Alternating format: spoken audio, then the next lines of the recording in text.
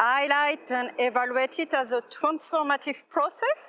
I have experienced that for me, and I have seen also how many people who have been involved in the synod have changed through this experience of mutual listening.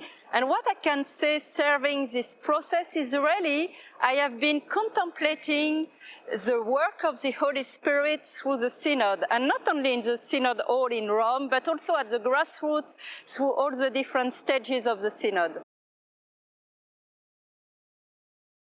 I would say that one of the best fruits of the synod, and it's highlighted like this in the final document, is about ecumenism. And especially at the first session, following the local stage and the continental stage that already highlighted the call to foster ecumenism, I was surprised that there was such a consensus on a call to foster ecumenism for synodality. It goes hand in hand. And the second session with 4 more fraternal delegates, there were 16, also bear a lot of ecumenical fruits. And that's not something I really anticipated, and that's a very good surprise and a very good fruit of the synod. Well, I will just recall what Pope Francis stated at the end of the synod. You know, he endorsed the document as part of the ordinary magisterium, calling to implement it, to put into practice. So the best thing is really to read this document, but not to read it alone, with your parish, with your community, where you are, with others, in a discerning way, to see how to put into practice, according to your local reality, the recommendation of the synod. And the second thing is, if we want to continue this synodal path, this synodal transformation of the church, that is to bear fruits for the mission of the church in the world of today, to serve people, we need also to dedicate team or people to follow up synodality. It has been asked for bishops' conferences, for dioceses, but also for congregations, for provinces.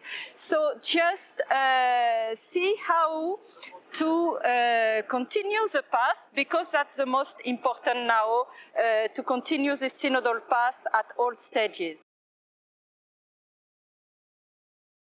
Well, it connects a lot through different ways. The first thing I would share is how I have experienced that when you gather in a synodal style, when you journey together, sharing the joys, but also the sorrows, the light and the shadows, the challenges, in this discerning way, it fosters hope. It brings hope.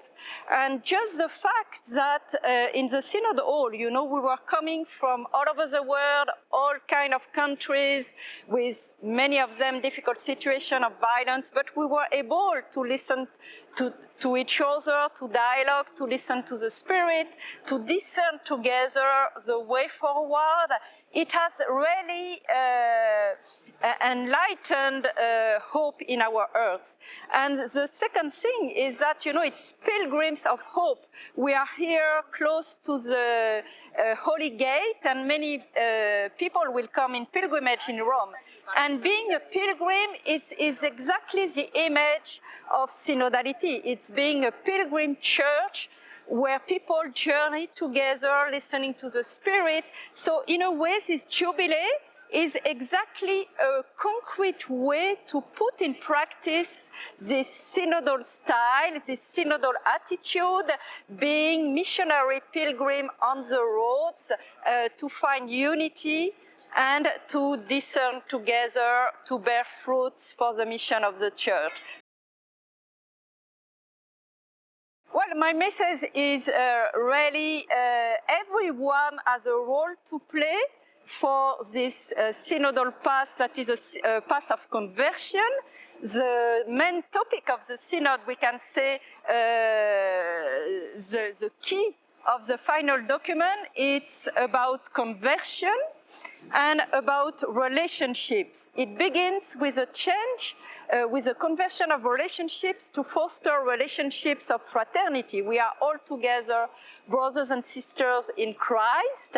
So for this new year, I wish you to experience this synodal style of relationships that we have experienced in the synodal, bringing deep quality of mutual listening, being rooted into prayer, building trust, sharing our joy and sorrow, and discerning together the way forward. And for the synodal transformation of the church, it's nobody alone, it's all together, and we all have to discern how to become more and more synodal baptized. Synodal Jesuits, synodal sisters, synodal lay people. It begins in our heart, and that's what I want to share with you and ask you prayer, and I hold you in my prayer for this path.